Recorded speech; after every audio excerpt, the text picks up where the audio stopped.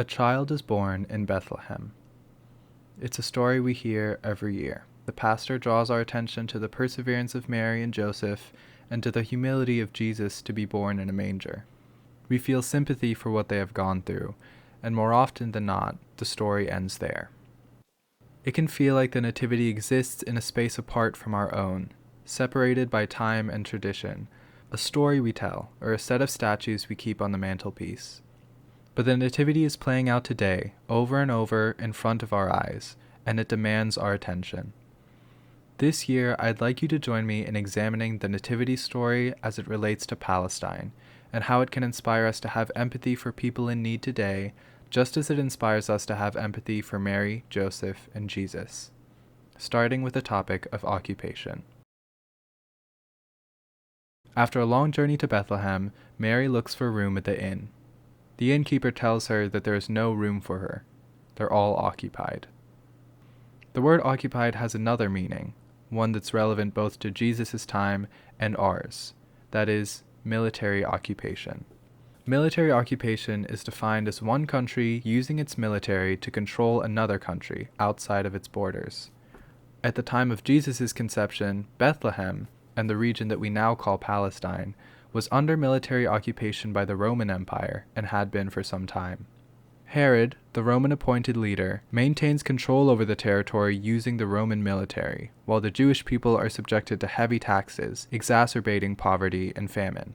This is the context in which Jesus is born, hailed as a deliverer and a bringer of freedom. Over 2,000 years later, Palestine is again under military occupation, this time by the state of Israel. This occupation began in 1967 after the Six-Day War and has lasted for over 58 years. Here's what today's occupation looks like. Running through the city of Bethlehem is a separation wall, a barrier that reaches over 26 feet high in some places. Despite being dubbed a security measure by the State of Israel, the wall exists largely to separate Palestinians from large portions of their own territory. The separation wall creates hours-long commutes for Palestinians who have jobs on the other side of the wall, and blocks access to critical infrastructure like wells and hospitals.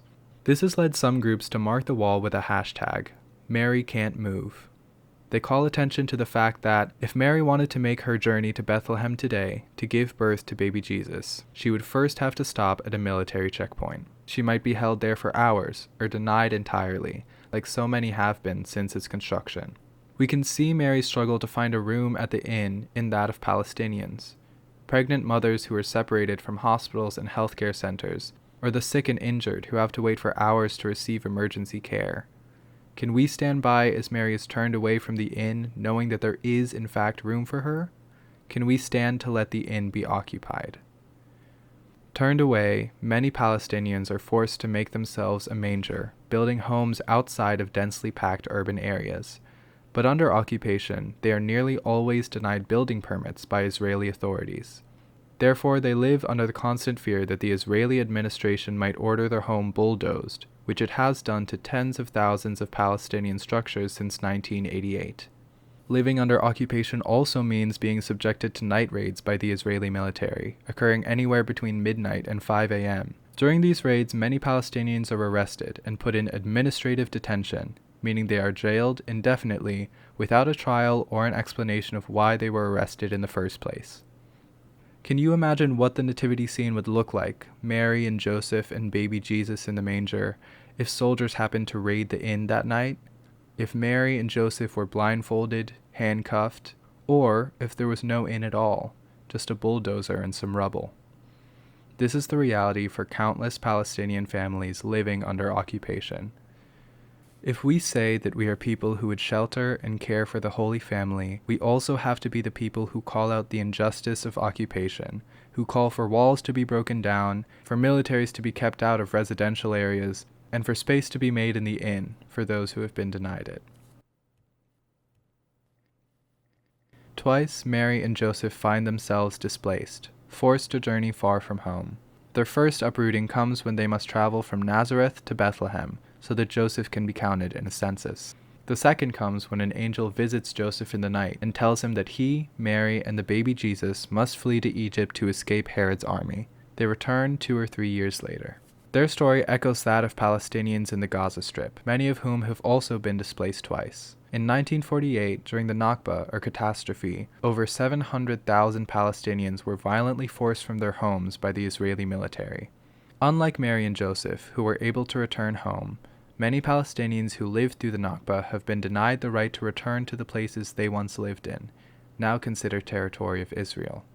And, just like Mary and Joseph, many Palestinians today find themselves on their own flight into Egypt, fleeing the genocide being carried out by the Israeli military. In October of 2024, the UN reported that over 90% of the population in the Gaza Strip, over 1.9 million people, have been internally displaced, made refugees in their own country. Instead of guardian angels, Palestinians are sent military drones, or airdropped leaflets, warning them to leave because their home is about to be hit by an airstrike. These warnings often come only hours before the strikes arrive, leaving little time for the elderly, the sick, or the pregnant to flee, much less to take key belongings with them. Like Mary and Joseph in the manger, the places these Palestinians are told to flee to, called humanitarian zones, are often inhospitable. They lack sewage systems, sanitation, food and water, or insulation against the bitter cold. If Jesus was to be born in one of these camps, he would face freezing temperatures, dehydration, and starvation.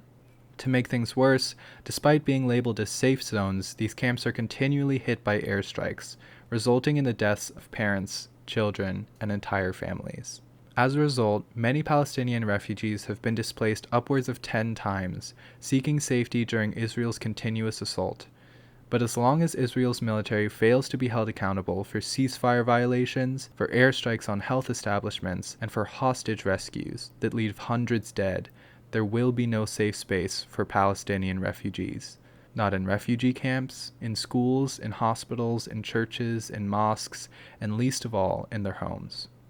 Often, when we speak of the Nativity, we talk about how grueling of a journey it must have been for Mary and Joseph to reach Bethlehem, walking for days or weeks on foot or by donkey. For many Palestinians, their journey has taken decades, and many have died before they were ever able to return home. The Nativity, and the sympathy we feel for the Holy Family's long journey, demands that we extend that same compassion to Palestinians, and recognize the importance of allowing refugees to return to the lands they were forced to flee from. And, between the Palestine of today and the Palestine of Jesus' time, there remains the common thread of an encroaching empire, one that carries out displacement, oppression, and massacre. When King Herod learns that the prophesied King of the Jews has been born, he orders all male children 2 years or younger within Bethlehem to be killed, blindly destroying anything that could threaten his own power. It is hard to conceptualize the scale of this atrocity. Various artists have rendered it in uncomfortable detail, but still, it feels almost cartoonishly evil. Exaggerated, blown out of proportion, and certainly not something that could happen today. We read over King Herod's actions every year and confine it to the pages of a book and an age-long past. But once again, we see the story resurface in the Gaza Strip. Despite promises of a ceasefire or a proportionate military response, despite hollow excuses of self-defense and national security, over 20,000 children have been killed by the Israeli military since October 7, 2023, under the bloody banner of a supposed war against terrorism. They have died from shrapnel, from the rubble of collapsing buildings, from sniper shots, snipers shooting at children, and drones that float down to the wreckage to pick off survivors. The number 20,000, like most counts made during wartime, is likely an underestimate of the actual count, and does not include decades' worth of Palestinian children shot by Israeli soldiers before October 7, 2023. There are many justifications being given for this level of violence and slaughter. Israeli and U.S. politicians alike claim that these children are an unfortunate casualty of war, claiming the slaughter of children as some sort of widely accepted norm, or say that their deaths were accidental, as if that absolves them of blame. Others argue that terrorists were using them as human shields, which, even if there was definitive proof, would never excuse the bombing of children. And still others argue that the children themselves are terrorists, or at least will grow up to be terrorists, and therefore their murder is a preventative measure. But the truth is that the actions of the Israeli military in the Gaza Strip have no moral justification. They are an attempt to seize control over an area that Israel has occupied for decades, and Israeli leaders are willing to take as many lives as necessary to do so, even those of children, just as Herod's hunger for power led him to do the same. Herod's massacre of the innocents coincides with Jesus' birth, and is in fact a direct result of it, and the prophecy surrounding it. The birth of freedom and the desperate attempt of empire to stifle it are inseparable. Everywhere that people stand in the way of imperialism and colonialism, whether by resistance or simply by existing in a space that the empire wants to claim for its own, we see displacement and we see massacre. We see it in the histories of Native Americans, in the stories of Palestinians, and in the Nativity. But Jesus' birth was not just the birth of a child, but the birth of a force that the empire could not control. A radical empathy that was especially focused on uplifting the downtrodden and the oppressed, on calling out injustice, on daring to believe that there could be a future where the first would be last and the last would be first, where the powers of oppression would be lifted. The radical empathy practiced by Jesus was not popular with the forces of empire, with politicians, with lawmakers, and with the law itself. It was the empire's soldiers, their police, that arrested Jesus and brought him to be sentenced to death. And still today that empathy is not favored, but is instead stifled, as police and public institutions carry out harsh, disproportionate responses against those who criticize imperialism, at home and abroad. Where people cry out for Palestine's liberation, the empire responds by arresting them, beating them, and jailing them. They are portrayed by news anchors and politicians as being anti-Semitic or terrorist-aligned simply for having the empathy to recognize and to speak out against a years-long genocide.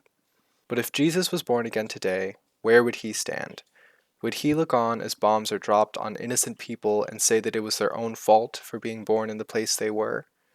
Would he say that the protesters are too loud, too disruptive, and that they make people uncomfortable, and it would be better if they just stayed quiet?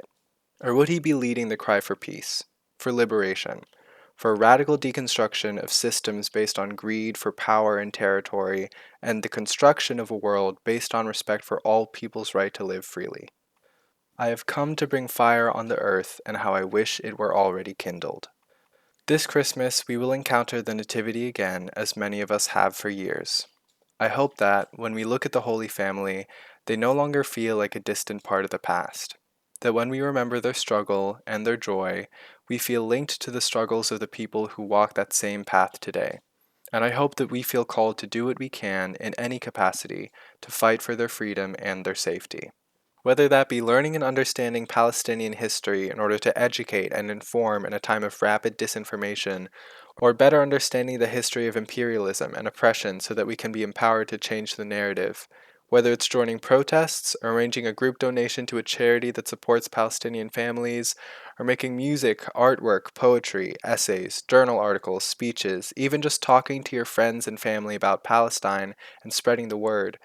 I hope that the Nativity this year marks the birth of the same love, the same empathy, and the same hope that it was thousands of years ago. I hope it is born in each of us this year, and I hope that we kindle it for as long as it takes to see all of us set free. I've included a few links in the description if you want to learn more or make a donation. Thank you, and please keep Palestine in your prayers this Christmas.